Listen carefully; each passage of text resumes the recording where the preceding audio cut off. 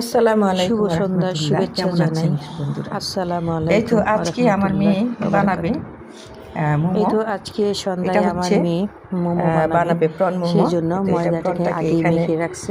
Blend আর করে যে নিচ্ছে। প্রন এখন মোমো বানাবে পেঁয়াজ সেজন্য মরিচ এবং প্রনটাকে যাবতীয় যা মশলা প্রয়োজন মিক্সারে সব ব্লেন্ড দিবে, করে দিয়ে নিছে। এটাকে এখন সাথে মাইখা যা নিবে। যা মশলা তো প্রয়োজন এটাকে সব ভালো কিছু মতো দিয়েই এখন মাইখা মাখবে। নেওয়া হইতেছে। তো এই তো আমার মেয়ে প্রনটা মাখানো প্রনটাকে হয়ে গেছে। এখন এটা কিছুক্ষণ মাখা রেস্টে হয়ে রাখবো। গেছে।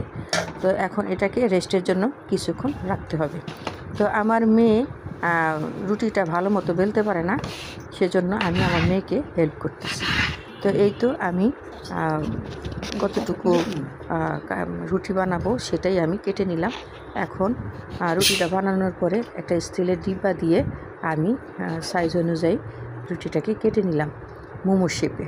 তো এই তো আমার মেয়ে আমাকে একটু পনের মোমো ডোটা বানানো দিল। হয়ে গেছে। আর এই যে আমার মেয়ে মোমোটা তৈরি করলো। এখন মোমোটাকে আমার স্টিম করার পালা।